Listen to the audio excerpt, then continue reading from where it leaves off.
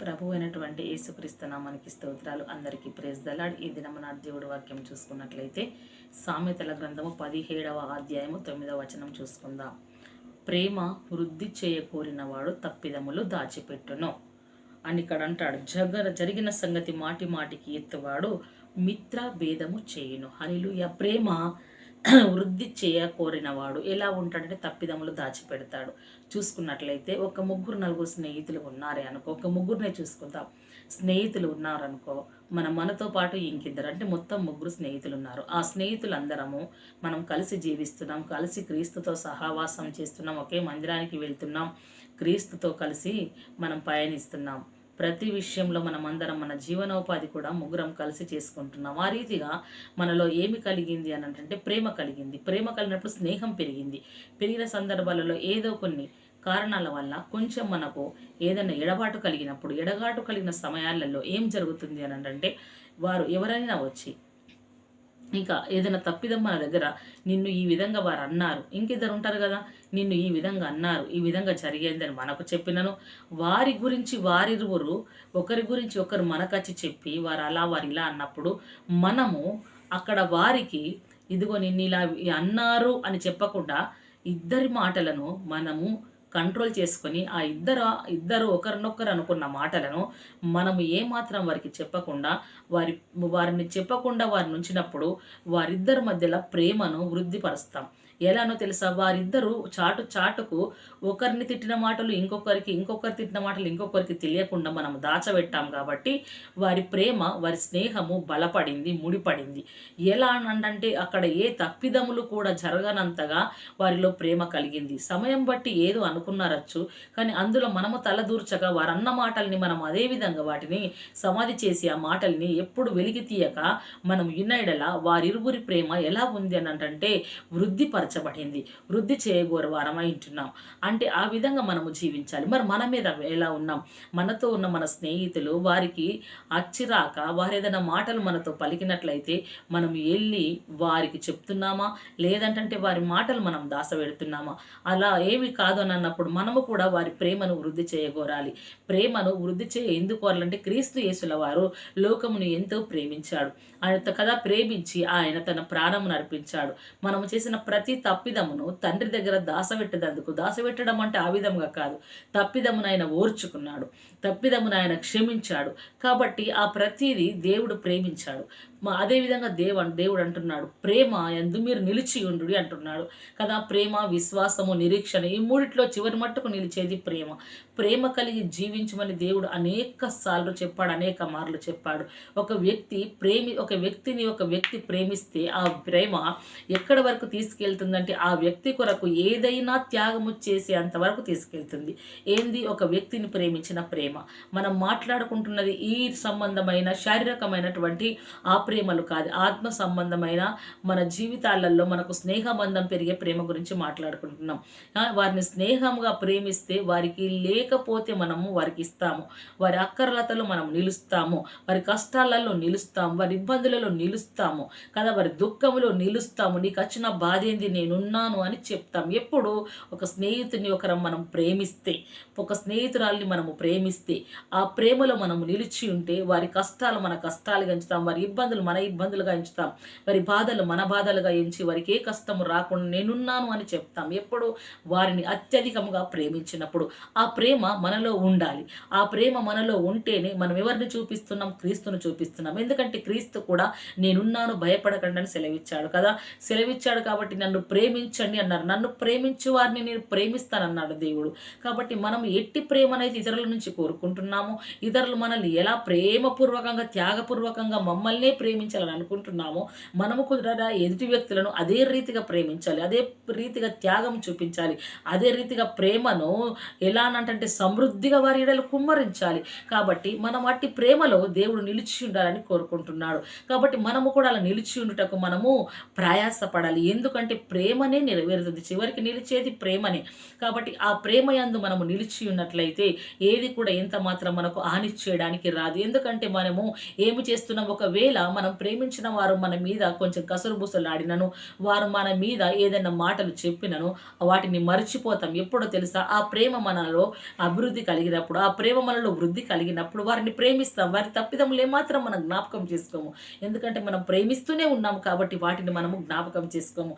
అదే రీతిగా చూసుకున్నట్లయితే జరిగిన సంగతి మాటి మాటికి ఎత్తువాడు మిత్రభేదము కలిగించను. చూసుకుందాం. స్నేహము ముగ్గురం కలిసి ఉన్నాం కదా, మనం మాట్లాడుకున్నాం. అదే ముగ్గురులో ఇంకొక విషయం కూడా మనం మాట్లాడుకుందాం. ఇదే ముగ్గురు విషయాలలో ఈ ముగ్గురు కలిసి వీళ్ళు ఒకే రీతిగా ఒకే దగ్గర ఉన్నప్పుడు ఈ మిత్రభేదం ఎలా కలుగుతుందంటే, ఆ ఇద్దరు కలిసి ఈ మన దగ్గరకు వచ్చి వాళ్ళ గురించి వీళ్ళ గురించి వాళ్ళు మనకు చెప్పినప్పుడు మళ్ళీ ఒక్కొక్కరిగా వారు వస్తారు చూడు. చెప్పినప్పుడు ఇదిగో నిన్ను ఈ రీతిగా అన్నారు అని వీళ్ళకు చెప్పి, ఇదిగో నిన్ను ఈ రీతిగా అన్నారు అని వాళ్ళకు చెప్పిన ఒక్కసారి 2 సార్లు. కానీ అక్కడ ఏమంటుండంటే మాటి మాటికి అంటున్నది దేవుడి వాక్యం. అంటే ఒక్కసారి చెప్తే వారు అనుకోని అనని అని వెళ్ళిపోతారేమో. కానీ మనము మూడో వ్యక్తులం ఎవరమైతున్నామో మనము వారికి మాటి మాటికి అవి జ్ఞాపకం చేయడం ద్వారా ఏం కలిగించాము అక్కడంటే మిత్రభేదం కలిగించాం. స్నేహంలో భేదములు పుట్టించేది మనమై ఉంటున్నాం. స్నేహంలో విడదీసేది మనమై ఉంటున్నాం. వారి జీవితాలను ఎటు కాకుండా అల్లరపాలు చేసేది మనమై ఉంటున్నాం. వారి ఇరువురు మధ్యలో అగ్గిలాగా కొంచెం పచ్చి గడ్డేస్తే బగ్గుమన్నట్లు చేసేది మనమై ఉంటున్నాం. అంటే మనము దానికి కారణం కాకూడదు, మిత్రభేదానికి మనం కారణం కాకూడదు. కానీ దేవుడు స్నేహితుడై ఉంటున్నాడు. ఆయన మనల్ని ఎంతో ప్రేమించను. నిజమైన స్నేహితుడు ప్రాణం పెట్టేటంతగా ప్రేమించాడు. కాబట్టి మనం నిజమైన స్నేహితులమైతే వారి ప్రతి తప్పిదమును మనము ఒప్పుకుని వారమై ఉంటున్నాం. వారి ప్రతి తప్పిదమును మనము కప్పిపెట్టాలి. కాబట్టి అలా జీవిస్తేనే మనం క్రైస్తవులమైతాం. కాబట్టి మిత్రభేదము కలిగించావనుకో, నీ లోపల దేవుడి ప్రేమ నిలిచి లేదు. నీ లోపల నిలిచి ఉన్నది దుష్టుడే భేదములు పుట్టిస్తాడు, దుష్టుడే ఆటంకములు పుట్టిస్తాడు, దుష్టుడే విడదీస్తాడు, దుష్టుడే చెడగొడతాడు, దుష్టుడే వారిని ఎడబాపుతాడు. కాబట్టి అటువంటి కార్యమంలో ఏమాత్రము ఉండకూడదు. మాటి మాటికి ఎత్తకూడదు. ఒక్కసారి పొరపాటున అన్నావా, మరొక్కసారి వారి మధ్యలో వచ్చిన ఆ మాటలను నిన్నప్పుడు ఇట్లా అనలేరా, ఒకప్పుడు ఇట్లా అన్నారు చూడు, ఇంకా పోతున్నావు మాట్లాడుతందుకు, ఇంకా బుద్ధి లేక మాట్లాడతావు నువ్వు, ఎన్నిసార్లు చెప్పినా ఈయనని గిన్నిసార్లు అని మాటికి ఎదుగుతారు చూడు. వారు ఏమి కల్పించారంటే వారి జీవితాలలో మిత్రభేదము కలిగించారు. అది ఇష్టం దేవునికి. అదేవిధంగా ఇక్కడ చూసుకున్నట్లయితే దేవుడు వాక్యం సెలవిస్తుంది కదా, మనం చూసుకున్నట్లయితే ఇక్కడ దేవుడు వాక్యం సెలవిస్తుంది, అతిక్రమములను దాచిపెట్టువాడు వరదిల్లాడు, కానీ ఇక్కడ అంటాడు వాటిని ఒప్పుకొని విడిచిపెట్టువాడు కనికరము పొందును. హల్లెలూయా. ఏదైతే మనం మిత్రభేదం కల్పించేది అది అతిక్రమం అయి ఉంటుంది, దాన్ని తొలగించుకొని దేవుడి సన్నిధిలో మనం మొర్ర పెట్టినప్పుడు మనము మొర్ర పెట్టాలి. ఒకవేళ మొర్ర పెట్టక అవి దాచిపెట్టామనుకో మనం వరదిల్లలేము. కాబట్టి అవి విడిచిపెట్టాలి. అటువంటి స్వభావాలు మన దగ్గర ఉన్నప్పుడు మనము విడిచిపెట్టడం ఉండాలి. విడిచిపెడితేనే మనము క్రీస్తు రాజ్యానికి వారసులం అవుతాం. అదే రీతిగా దేవుడి వాక్యం చూసుకున్నట్లయితే, పగ కలహమును రేపును, ప్రేమ దోషములన్నిటినీ కప్పును. హల్లెలూయా.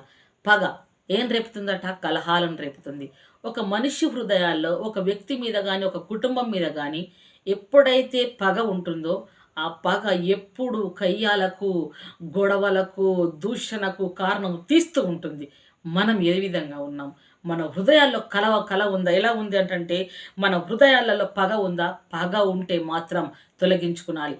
పగ ఉంటే మన హృదయాలలో కలహం ఉన్నట్లే కయ్యానికి దారి తీసినట్టే మాటి మాటికి గొడవకు కయ్యాలకు దారి తీస్తే దేవుడు అయిష్టం అంటున్నాడు. కాబట్టి మాటి మాటికి వాటిని ఉంచుకోకూడదు. మనం పగ అనేది మన జీవితంలో ఉండకూడదు. పగ పెట్టుకున్న ఏబేలు కయ్యను గారు ఏమయ్యారు కదా? పగ జీవితానికి మంచిది కాదు. పగ జీవితంలో ఉండకూడదు. నీకు ఉదయకాలం వచ్చిన కోపం రాత్రికాల సమటుకు తీసివేసుకునాలి. సూర్యుడు ఉదయించిన మొదలుకు అస్తమించే వరకు తీసివేసుకుంటే దేవుడి ప్రేమ మనలో నిలిచి ఉంటుంది. ఆ పగ తరతరాలుగా, ఇంకా దినదినాలు కాదు, నెలలు కాదు, సంవత్సరాలు కాదు, తరతరాలుగా నిలిచి ఉన్నదనుకో ఎప్పుడు కలహాలు కక్షలు అయి ఉంటున్నాయి. కాబట్టి ఇక్కడ అంటాడు కలహము అధికము, వివాదము అధికము కాకమునిపే దాన్ని తొలగించుకునాలని వాక్యం సెలగిస్తుంది కదా. ఇక్కడ అంటున్నాడు మర ఏమని, ప్రేమ దోషములన్నిటినట ఏం చెప్తారట? కప్పునట. ఏం కప్పింది ఇక్కడ? ప్రేమ కప్పింది. పగ కలహమును రేపింది, ప్రేమ దోషమును కప్పింది. మన ఎడల, మన బంధువుల, మన బిడ్డల, మన కోడన్ల, మన కొడుకుల, మన కుటుంబీకుల ఇలా ఎవరు మన ఎడల కీడు జరిగించారు కాబట్టి మనం అధికంగా ప్రేమిస్తున్నామే ఆ ప్రేమ ఏమి కలిగిస్తుంది? ఆ దోషమంతా కప్పివేస్తుంది. మనల్ని అన్న ప్రతి మాటను కప్పివేస్తుంది. ఏంది? మనము చూపించే ప్రేమ అదంతా తొలగిస్తుంది అన్నట్లు. ఆ ప్రేమ మేఘం వలె వాటి మీద కప్పబడుతుంది. కాబట్టి ప్రేమని వృద్ధి చేయడానికి మనము ముందుకెళ్తాం. ఎప్పుడైతే కప్పిపుచ్చుతామో దోషములను, అప్పుడే ప్రేమను చూడగలుగుతాం. పగ పెట్టుకొని కలహంను రేపామో మనము దానికి కయ్యాలో కాలుదుతాం. కాబట్టి ఎవరు ఏదేమన్నా ప్రేమతో పర్వాలేదులే మన ఇంటి వాళ్ళేలే, మన కొడుకులే, మన కోడన్లే, మన బంధువులేలే, పర్వాలేదు అన్నారు, మన విశ్వాసులే, మన పర్వాలేదు అని ఎప్పుడైతే దోషములను కప్పి పెడతామో అప్పుడే ప్రేమ వృద్ధి జరుగుతుంది. అప్పుడే క్రీస్తు ప్రేమ మనలో నిలుస్తుంది. అప్పుడే క్రీస్తు త్యాగం మనలో నిలుస్తుంది. అప్పుడే క్రీస్తుని మనము ప్రజలకు చూపించగలుగుతాం. అదేవిధంగా చూసుకున్నట్లయితే ఇక్కడ 1 కొరింథీ 13లో చూసుకుందాం. ప్రేమ దీర్ఘకాలము సహించును. హల్లెలూయా. ఎప్పటి వరకు సహించాలి అని చెప్తుంది ప్రేమనంటే? దీర్ఘకాలము అంటే మనం బ్రతికున్నంత కాలము ప్రేమ ప్రతి దాన్ని సహించాలి, ప్రతి దాన్ని ఓర్చుకునాలి, ప్రతి దాన్ని కప్పిపెట్టాలి, ప్రతి దాన్ని ఎప్పుడు కూడా జ్ఞాపకం చేయకుండా దానిని మర్చిపోవాలని చెప్తున్నది. ఎప్పటి వరకు? మన ఆయుష్ కాలం అంత వరకు, మనము దేవుడి సన్నిధికి చేరే వరకు అని చెప్తుంది. దయ చూపించును. ఎలానట? ప్రేమ దీర్ఘకాలము సహించును, దయ చూపించునట. సహించడం ద్వారా ఏమి కలిగిందంటే దయ కలిగింది. పోనీ పర్వాలేదు, పోనీ అంటే అన్నారులే, అత్త తిట్టింది. ఆ కాలంలో అత్త ఐషిగా ఉన్నప్పుడు అత్త మనల్ని టార్చర్ పెట్టినప్పుడు అప్పుడు అదంతా గుర్తుకు వేసుకుంటే పగ మన లోపల ఉన్నట్లు అదంతా గుర్తుకు చేసుకుంటా పర్లేదు అప్పుడు అన్నది పోని అని ప్రేమ చూపించామనుకో, అప్పుడు ప్రేమ చూపించడం వల్ల ఏళ్ళ దయ కూడా చూపించగలుగుతున్నాం అన్నట్లు. ప్రేమ దీర్ఘకాలం సహించినప్పుడు దయ కూడా చూపించుటకు ఇక్కడ కృప చూపుతున్నాడు అన్నట్టు. ప్రేమ మత్సరపడదు. ప్రేమ అన్నట్టు ఎలా ఉండదట? మత్సరపడదు. పడడమే కాదు, డంబముగా అసలే ప్రవర్తించదు. అది త్వరగా ఉప్పొంగుతారు కొందరు. మా ఊళ్ళు వచ్చిండ్రు, మళ్ళీ కొంచెం కాగానే గాళ్ళ గట్ల వేసిండ్ర, గాళ్ళు గట్ల అని అంటారు. మళ్ళీ కొద్దిసేపు కాగానే మా ఊళ్ళు వీళ్ళందరూ మా ఊళ్ళే మళ్ళీ కొద్దిసేపు కానీ గన్ని మాటలు అన్నది నన్ను ఇట్లా అని. ప్రేమ ఉప్పొంగదు. ప్రేమ దీర్ఘశాంతము చూపుతుంది. ప్రేమ ఓపికతో ఉంటుంది. ప్రేమ సహనముతో ఉంటుంది. ప్రేమ వృద్ధి చేయగోరుతుంది. ప్రేమ డంబంగా ఎప్పుడు ప్రవర్తించదు. కాబట్టి ఇక్కడ అంటున్నాడు దేవుడు వాక్యం అదే రీతిగా అమర్యాదగా నడుచుకొనదు. ఎలా నడుచుకోదట? ప్రేమ ఉన్నవారు తోటి విశ్వాసులను, బంధువులను, బిడ్డల్ని ప్రేమగా రండి అని గౌరవిస్తారు, మర్యాదిస్తారు. కుర్చీలో కూర్చున్నామా వారు రాగానే ప్రేమించినట్లయితే రండి అని కూర్చోబెడతాం. మనకంటే చిన్నవారైనాడు సరే, ఇంకా ఎక్కడికి వెళ్ళినాను రండి అని వారిని ఎక్కడైతే ప్రేజ్ దలాడ్ అని గౌరవిస్తాం. ఇంకెక్కడ మనం చూడకపోయినా దగ్గరికి వెళ్ళి ప్రేజ్ దలాడ్ అని అంటాం. ఎప్పుడు ఏం జరుగుతుంది? ఇది ఏ మర్యాద ఎవరిస్తున్నారు? ప్రేమ. ఏ ప్రేమ? క్రీస్తు ప్రేమ మనల్ని నిలిస్తే వారిని మర్యాదగా మనము పలకరిస్తాం. కాబట్టి ఏమంటారు? స్వప్రయోజనమునకు ఎలానట? విచారించుకున్న స్వప్రయోజనం. ప్రేమ ఏం కోరుతుంది అక్కడ? స్వప్రయోజనము కొరకు విచారించుకున్నదట. ఏంది ప్రేమ అంటే? స్వప్రయోజనం అంటే సొంత ప్రయోజనం కొరకు. కొందరు ఎలా ఆశిస్తారనంటే, వారిని ప్రేమిస్తే నాకు లాభం దొరుకుతుంది, వారి దగ్గరికి వెళ్తే నాకు లాభం దొరుకుతుంది, కపటమైన ప్రేమ హృదయంలో ఉంచుకొని వారితో నేను పనులు చేయించుకుంటా, కపటమైన ప్రేమ నా హృదయంలో ఉంచుకొని నా ప్రయోజనకు మేలు జరిగేందుకు వారిని వాడుకుంటా అనేది స్వప్రయోజనము, సొంత ప్రయోజనము, సొంతం కొరకు ఆలోచించుకున్నది. ఏంది ప్రేమ ఎలా ఉంటుందంటే స్వచ్ఛందంగా ఉంటుంది, నిష్కపటముగా ఉంటుంది కదా, నిందారహితముగా ఉంటుంది, నిష్కలంకముగా ఉంటుంది దేవుని ప్రేమ. ఆ ప్రేమ మన హృదయంలో ఉంటే ఎప్పుడు ఇతరుల క్షేమము గురించి, ఇతరుల ఆదరణ గురించి, ఇతరుల బాధల గురించి, ఇతరుల కష్టాల గురించి, ఇతరులని ఆదుకునాలి, వారికి మేలు చేయాలని ఆలోచిస్తుంది. కానీ తన సొంత ప్రయోజనం కొరకు ఎప్పుడు నిజమైన ప్రేమ ఆలోచించదు. కాబట్టి ఇక్కడ అంటే దేవుడు వాక్యం త్వరగా కోపపడదు. ప్రేమ ఉంటే త్వరగా కోపపడం. ఏదన్నా సరే పర్వాలేదు అనుకుంటాం. ఒక్కసారి కాదు 4 సార్లు అంటే అప్పుడు గద్దిస్తాం. ఎప్పుడు ఆ గద్దింపు కూడా క్షేమము కోరి, మేలు కోరి గద్దిస్తాం. లేకపోతే మనలో ప్రేమ లేకపోతే తొందరగా కోపపడమే కాదు గట్లనా అని అంటాం. మళ్ళీ ఏంటంటే ముఖం మార్చుకుంటాం. మళ్ళీ అక్కడి నుంచి వస్తుంటే ఇట్ల నుంచి ఇలా ఉన్న మన మెడ ఎన్ని రకాలంటే స్ప్రింగులు పెట్టినట్లు తిరిగిపోతూ ఉంటుంది. వాళ్ళు వస్తుంటే ఇలా తిరిగిపోతుంటుంది. అంటే నిజమైన ప్రేమ అలా తిరగదు కదా, కోపపడదు, తొందరగా ఆలోచిస్తుంది అన్నట్లు. ఆ విధంగా అపకారమును మనస్సులో ఉంచుకున్నది. ఏముంచుకోదు మనసులో? అపకారం అంటే వారికి కీడు తలపెట్టే ఆలోచనలు మనసులో ప్రేమ ఉంచుకున్నదు. వారికి అన్యాయం జరిగించాలి అనే ఆలోచన ప్రేమ మనస్సులో ఉంచుకున్నదు. కాబట్టి ప్రేమ ఎలా ఉంటుంది? ఉపకారము చేయాలని ప్రేమ ఆలోచిస్తుంది. ప్రేమ వారికి సహాయపడాలని ఆలోచిస్తుంది. ప్రేమ వారిని ఆదుకునాలని ఆలోచిస్తుంది. ప్రేమ మనస్సులో వారి కొరకు తప్పిస్తుంది. వారికి అయ్యో అన్ని కష్టాలలో అన్ని బాధలలో ఉన్నారు, వారిని విడిపించాలి, సొంత నా స్నేహితులు బంధువులు లేకపోతే నాకు తోటి విశ్వాసులు ఈ విధంగా ఉన్నారని మనస్సులో ప్రేమ ఆలోచిస్తుంది. దేని కొరకు? ఉపకారము చేయాలని ఆశపడుతుంది కానీ ఏ మాత్రం అపకారమును గురించి ఆలోచించదు. అదే విధంగా చూసుకున్నట్లయితే ఇక్కడ అంటున్నది ఏమనంటున్నంటే, దుర్నీతి విషయమై సంతోషపడక సత్యమునందు సంతోషించును కదా. ప్రేమ ఎలా ఉంటుందంటే దుర్నీతి విషయంలో ప్రేమ ఏ మాత్రము సంతోషించదు. ఏ విషయంలో సంతోషిస్తుంది ప్రేమ అనంటే ఎలా సంతోషిస్తుందట ప్రేమ? సత్యమందు సంతోషిస్తుంది. అంటే సత్యం అంటే ఏమిటి? దేవుడి వాక్యము. ఆయన వాక్యమే సత్యము. ఆ వాక్యంలో క్రీస్తు మనల్ని ప్రతిష్ఠించాడు. ఆయన ప్రేమలో ప్రతిష్ఠించాడు. ఆ ప్రేమలో సత్యం ఉంది, ఆ ప్రేమలో న్యాయం ఉంది, ఆ ప్రేమలో ఎలా ఉందంటే త్యాగం ఉంది. అటువంటి సత్యమైన ప్రేమ, నిజమైన ప్రేమ, అమూల్యమైన ఆ ప్రేమ మనకిచ్చాడు. ఆ ప్రేమ మన హృదయాల్లో నిలిచి ఉండాలి. మనము సత్యమందే సంతోషించాలని ఆయన కోరుకుంటున్నాడు. ఆయన అందే సంతోషపడాలి. ఆయన చూపిన ప్రేమలో నిలిచి ఉంటే సంతోషమే వేర. ఒక శత్రువు మన ఇంటికి వచ్చాడనుకో, మనల్ని ఇబ్బంది పెట్టినవాడు, అప్పుడు దేవుని ప్రేమ వారికి పంచాం చూడు, అప్పుడు దేవుని ఆనందం మన హృదయంలో ఎంతో ఉప్పొంగుతుంది. ఎందుకో తెలుసా? దేవుడి ప్రేమ కాబట్టి, ఆ ప్రేమను మనం అనుసరించడం దేవుడు కృప చూపాడు కాబట్టి, ఆ కృపను వలన మనం బలము పొంది ప్రేమించాం.